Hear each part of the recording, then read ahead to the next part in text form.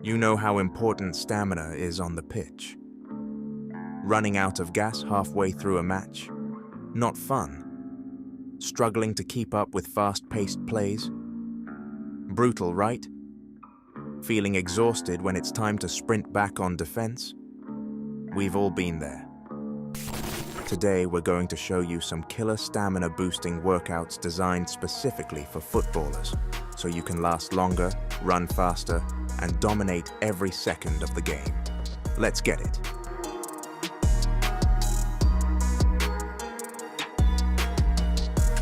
What's going on? Hope you're doing well. Welcome back to the channel. Thank you so much for being here. We're gonna produce an excellent video today for you. We got a special guest, Sam Wardrop. Thanks so much for being here. People who do not know you, can you introduce yourself and let them know why you're here? So I'm Sam Wardrop and I'm here training and trialing in the Versliga for Meta. I just wanted to experience Latvian culture, see what the country has to offer, and also the football as well. So I've had 3 or 4 days training and they've been really good so far. Absolutely love it.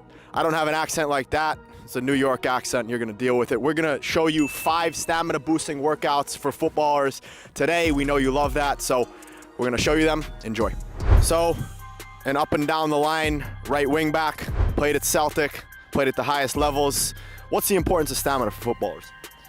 So I think for footballers, one of the most important things about stamina is if you're not fit, your skill level drops like rapidly. So maybe for the first 15-20 minutes of the game you feel good, and then after that your skill level goes down, your performance goes down. So if players master their stamina, their skill level will remain high for the full game. And it doesn't take skill to master the stamina, it just takes hard work, which is what we're going to do.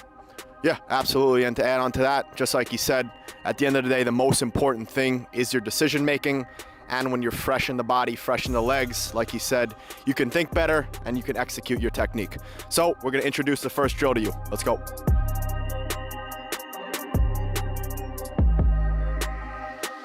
So we're back, just as we promised. First drill of the day is one of Sam's favorites. I see it on his Instagram all the time.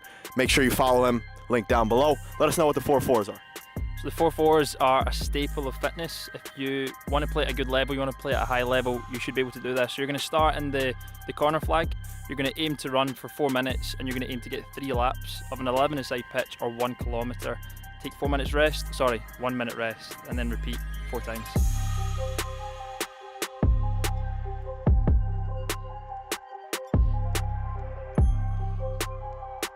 And for you guys and girls who don't have access to a full-size pitch, don't make any excuses. What you can do is just get some ground, create yourself a rectangle, and do the same thing. And then what you do is you go there every single time so you can aim to beat your score.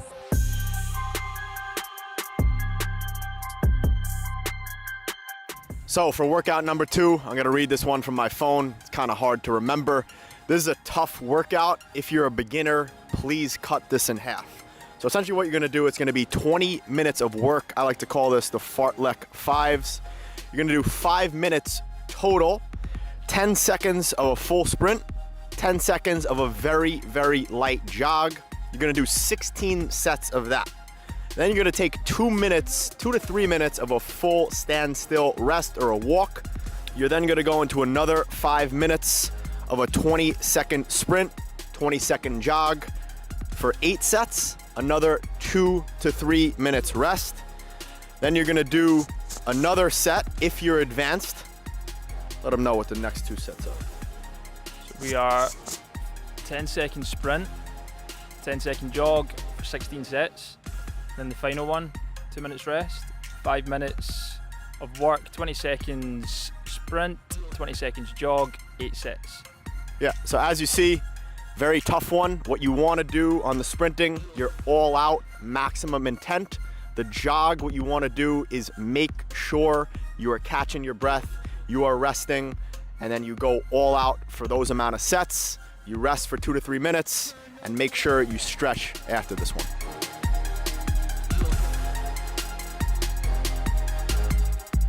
So we're back for drill number 3.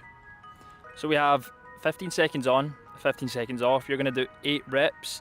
Aim for 75 to 85% of your max speed. You're going to take 3 minutes rest, and then you're going to complete 1 more round or another round, depending on your fitness levels.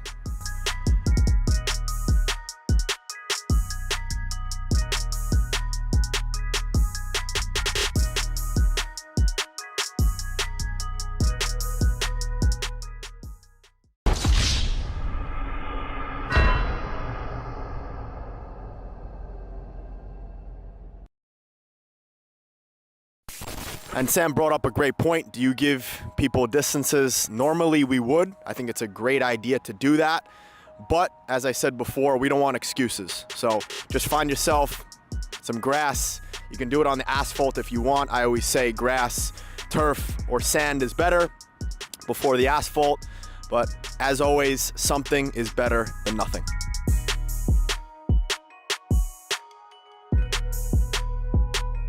So back for the next one, stamina boosting workout number 4.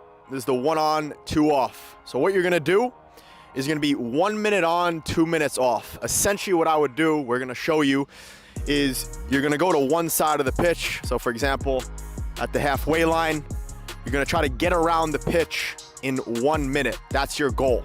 Then you're gonna take 2 minutes off, and then depending on your fitness levels, you're gonna repeat it for 6 to 10 reps in weeks 1 and 2. Obviously, we're gonna talk about progressive overload later. In weeks 3 and 4, you're gonna aim to go higher for about 8 to 14 reps. As always, take it slowly and listen to your body. How's that one sound? Sounds tough. Yeah.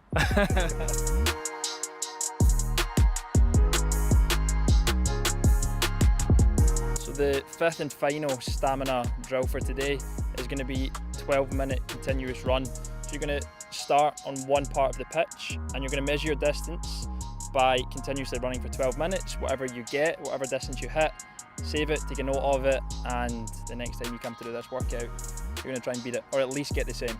Love it. Love it.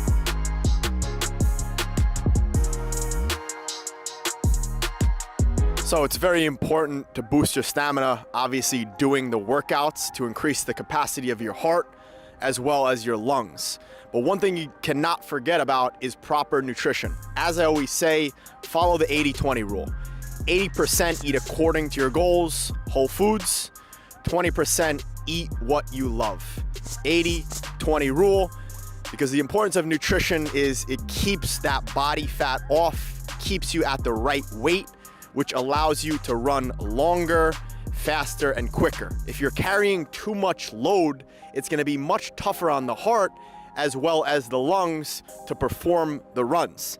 Think of it like this: if you had a 20-pound weight vest on, if you had a 10-kilo weight vest on, it would be much harder to run. So what we want to make sure we do is we stick to proper nutrition. Don't be overly strict, don't be too crazy, because that leads to binge eating. The goal at the end of the day is consistency over intensity over a long period of time. What's your thoughts overall on nutrition and the contribution to stamina and match fitness? I think it's massive. I like your 80-20 rule. When I was playing, I'm still playing, but I try and follow the principle where when I can control what I'm eating, so in the house, when I'm going about kind of day-to-day life, if I'm working during the day, I make sure I prepare meals. So then when it comes to, for example, I go out for a meal with family, with friends, and I can't necessarily control what I'm eating. It's maybe you're getting dessert, you're eating bigger portions, maybe higher calorie foods. It doesn't matter, because you've controlled, you've looked after yourself really good during the week, and then that little kind of probably 20% is okay to enjoy yourself. Yeah, absolutely love that. And at the end of the day, food brings people together, so it's super important to enjoy with loved ones.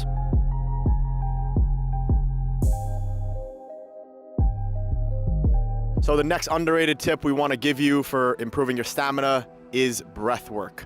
Breath work is absolutely essential. Any tips and techniques you use to recover mid-game or during game when you're running in terms of breath work? So one that I've introduced recently is hands on my knees. So here, head tilted, slightly kind of forwards and up. And I feel as though as a kid, it's kind of ingrained into you that you shouldn't do that. It's maybe a sign of weakness, but we just named some big players, Michael Jordan, Messi. There's some top players, top athletes that use this technique to kind of fill their lungs back up with oxygen, especially after hard sprints and games and training. So I think it's okay to do this. Yeah, absolutely. Just like we were talking about before, a lot of coaches want you to put the hands on the head, but essentially when you do that technique, it allows the lungs to expand, allows the thorax to expand to get more oxygen to the body. If your coach has a problem with it, refer to this video and tell them Wardrop and Rick Fit told you that's all right. Anyways, other than that, what you want to try to do throughout the day is you want to try to get used to nasal breathing. Nasal breathing is one of the most effective and easy ways to improve your overall health, actually the structure of your face and how you look day to day. So you want to use that nasal breathing. I wouldn't do the mouth tape. I think that's a little overboard when you sleep. I've tried it before. I felt like I was suffocating. I would advise that. If you have someone else you refer to who says to do that, that's fine. The last thing I want to talk about is breath work after training and also in the morning. Essentially what proper breath work does, something like a 4-7-8. Inhale 4, hold 7 at the top, exhale 8, all through the nose. What that does is that gets you into a parasympathetic nervous system state. When you're in a parasympathetic nervous system state, that allows the body to rest and digest. So you should do this in the morning when you wake up, and then after training to have your body go into a recovery state. Hope that's not too much science for you. It's all good.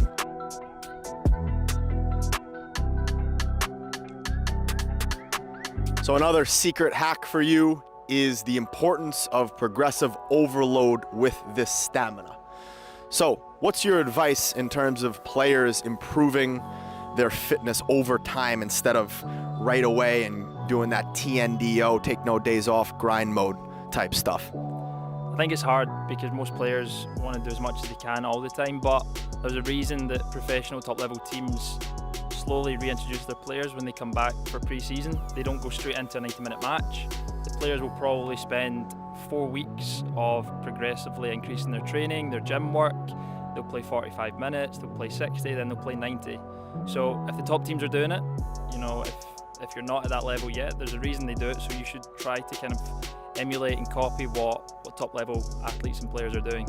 Yeah, absolutely. Love that. And one more thing to add, like we were talking about before, if you go too hard too quickly and you end up pulling something, which is something I see, like Sam said, a lot of people try to do something, they try to do things too quickly, which leads to injury, which means you're going to be on the sideline, you're not playing with your team. At the end of the day, the most important thing as a footballer is to play games, play training. Doesn't matter how much extra fitness and individual training you do, if you're not in the game with your team and improving during game time, it does you no good. So make sure you do this slowly but consistently. All right, hope you enjoyed this video. 5 stamina boosting workouts, and of course we plugged in a couple secret hacks here and there. Thank you so much, Sam, for coming out and joining us for this video.